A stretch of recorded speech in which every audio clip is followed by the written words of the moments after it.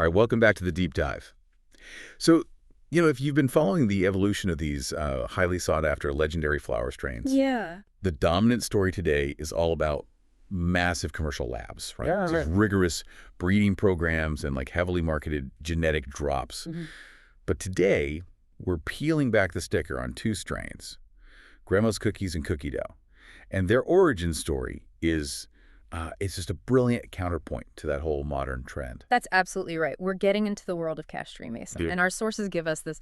I mean, it's a truly rare and detailed look. Right. It's about how two seeds, which, let's be honest, 99% of people would have just tossed out as, genetic trash. Yeah, just bag seed. Exactly. How they were transformed through just sheer meticulous dedication and a very specific cultivation philosophy into this elite, fiercely protected lineage. So our mission today isn't just to tell the story, it's to really analyze the specific, almost philosophical approach that turned pure chance into a legacy that commanded, well, astronomical prices. And purely on reputation. Purely on reputation. We're going to break down the specific economics, the technical methods, and focus on this ultimate insight that the aura around great work isn't hype. It is the work. It's such a compelling argument. It really challenges the idea that, pedigree is everything. Sometimes discovery, when you couple it with just flawless execution, it creates a market that's completely separate from the mainstream. Okay, let's unpack this. Let's start at the beginning, at the moment of discovery. We're rewinding the clock to 2009. Ground zero. Ground zero for the emerging cookies phenomenon in San Francisco.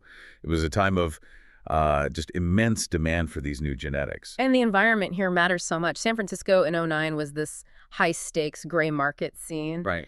Our sources, they really zero in on Khash Treemason's commitment to finding the absolute best. We have one specific data point. He was paying $1,400 For a quarter pound. a QP. For a QP of platinum cookies at Green Door SF. $1,400 for a quarter pound. I mean, that's an insane price. Even when you factor in inflation, it just shows you the frenzy at the time. Precisely. And that specific batch he bought, it was highly notable. It actually placed third later at the High Times Magazine Cup. Oh, wow. But the critical moment came when Treemason, probably driven by his own, obsessive curiosity, found a single seed. Just run. One solitary seed buried deep in that very expensive batch. He kept it, he cultivated it, and that one seed became Grandma's Cookies. That's the starting pistol. And what's so fascinating is that it wasn't a one-off thing that year.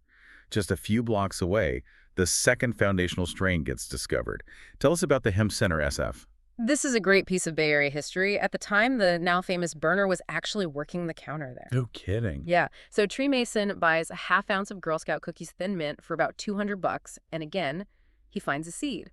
That second seed became cookie dough. So you have two different shops, two purchases, two accidental seeds, all in 1 year.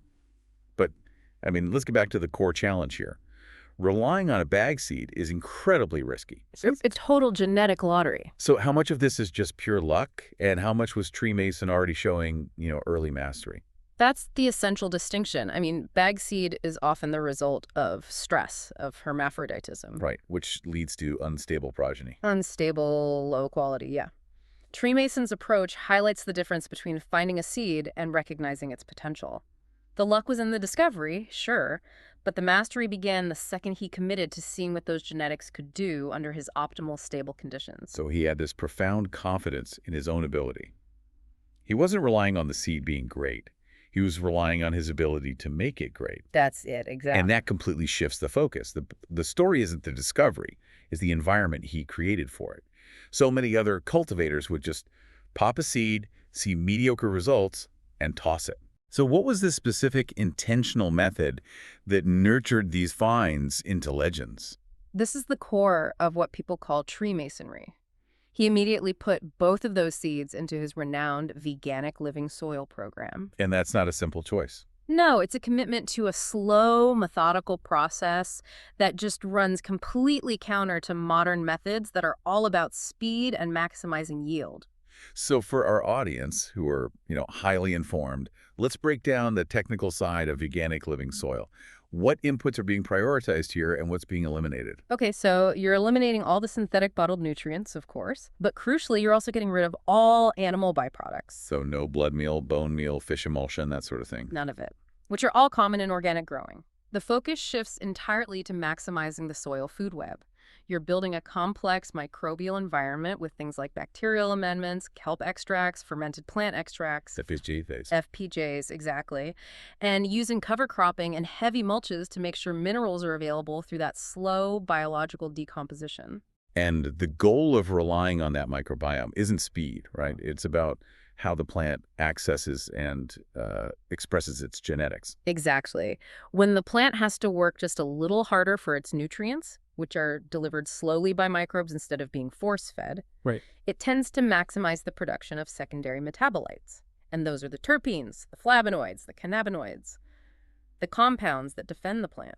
And the result is a cleaner, more complex flavor profile that you just can't get with conventional feeds. You can't replicate it, no. And that technical patience, it went beyond the soil into the actual cycle length, didn't it? Yeah. The sources talk about slow flower cycles. What does that mean in practice? Are we talking pushing past the usual 60 days? We are. I mean, a lot of commercial ops will pull strains like these between day 58 and 65 to maximize facility turns. Oh, for Treemason was pushing the cycles towards 75, even 80 days. That patience lets the trichomes fully mature. You get those deep amber heads. But more importantly, it lets the plant fully metabolize any leftover nitrogen. You get a much cleaner burn and just superior quality. That's where the purity comes from. That makes perfect sense. Yeah. So the refinement era then, through the mid-2010s, wasn't about changing the philosophy, but optimizing it. Yeah. What were the specific characteristics he was chasing in those early phenos? The list was super specific. First, structural integrity, chasing that tight, recognizable cookie structure. Okay. Second was terpene balance, specifically focusing on that potent gassy dough nose, That gassy dough, yeah. which is this complex mix of fuel notes, probably high in caryophyllene, marcene layered over a sweet, almost raw-baked dur scent. Mm. Third, dense trim, making sure you had high resin coverage even on the sugar leaves. And finally, that heavy sugar frost resin, which is just the visual proof of high trichome production. So if the goal was perfection, how did the two strains, Grau's cookies and cookie dough, end up differentiating themselves? They're called sisters from the same soil philosophy. And they absolutely are sisters, just with distinct personalities. Grandma's Cookies, the original find, it tended to carry that quintessential cookies, structure-dense, layered, a bit more of that pungent, classic dessertment profile from its platinum heritage. The legacy cut. The legacy cut. But cookie dough, that was where the refinement really locked in the gas. It was selected for its increased potency in that gassy dough profile. It often had a thicker, more visible layer of frost and was maybe slightly more dense. So it took the legacy and just amplified the elements that the market really prized. Exactly. The fuel and the density. So you have mastery turning two random seeds into these refined, distinct masterpieces. Let's talk market dynamics. Before all the standardization, how did these premium cuts even circulate? They moved through a very distinct and insular circuit. This was not a volume play. No. They circulated quietly through SF in the Bay Area, often passed collector to collector. This underground movement was so crucial because it limited access and ensured every sample was going to highly discerning hands. And that quiet circulation created this immense early validation. The reviews called them pure cookies before the flood. Which is the ultimate stamp of authenticity. Okay, right? absolutely. That 2009 origin date became the pedigree. By the mid-2010s, the market was just flooded with lesser crosses and diluted genetics. Having a verifiable 2009 lineage grown under these conditions, it meant you were getting an experience that was literally unattainable anywhere else. And the scarcity was enforced by historical purity, not just low yield. That's it. And scarcity, plus this word-of-mouth validation from elite collectors, it drove the price into the stratosphere. Once whispers started reaching New York and L.A., what were these ounces actually fetching? The prices are truly astonishing. They're the ultimate testament to the whole methodology. Because of that purity and quality, jars were consistently fetching between $1,000 and $1,800 an ounce. Wait, for a single ounce? In those exclusive private markets, yes, for a single ounce. That $1,000 to $1,800 range isn't just a price, it's a verified value based on experiential superiority. But I have to challenge that a bit. In a world where counterfeits are everywhere, how does a price point based on just word of mouth sustain itself? Wouldn't someone just slap a Treemasonry label on an inferior product? That's where the meticulous cultivation comes back in. The quality difference was so immediately apparent to the target audience, the connoisseurs. Oh. It wasn't just a label. It was the specific, complex, gassy aroma, the extreme density, the clean burn from those slow cycles and clean feeds. The product itself was its own certificate of authenticity. That makes sense, especially when you consider the total lack of modern branding. The sources say no flashy bags, no barcodes. None of it. The value was carried entirely by name, weight, and word of mouth. The Well, market was just trusting the grower's reputation, built entirely on results. and it creates this beautiful paradox, right? In an economy built on mass production and branding, the absolute highest value was achieved by doing the exact opposite Right. Purity over profit, depth over volume. and relying on quality to enforce scarcity. So if we were to distill Khash Treemason's work into one single philosophy, what was the mantra that created these, $1,800 an ounce strains? I think it's the three Ps: patience, purity, and preservation. The strains were never viewed as commodities to be rushed or crossbred for volume. They were artifacts to be preserved and perfected. Hmm. The sources sum it up perfectly. These strains were neither bred nor bought, just discovered and mastered.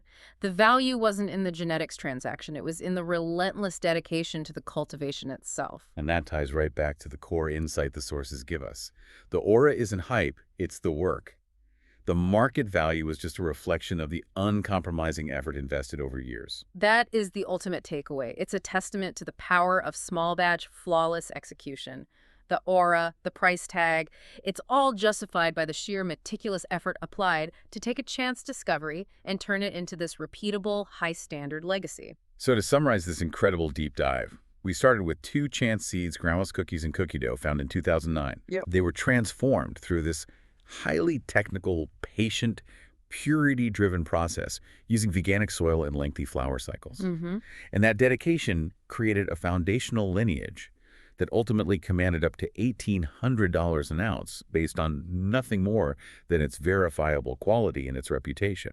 It's a powerful reminder that while technology and scale dominate, that dedication to fundamental quality, the attention to the soil, the slow cycle, the obsessive refinement, can create intrinsic value that no marketing budget can ever match. It's the ultimate validation of craft. And that raises an important question for all of us, to kind of mull over.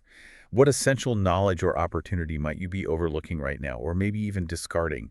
Like a single seed buried deep in a batch that requires only patience and deliberate, focused effort in your own life or business to become something truly revolutionary. Mhm. Sometimes the biggest breakthroughs start with the smallest, most unexpected finds, provided you're willing to commit the work. Something to think about. Thanks for joining the deep dive.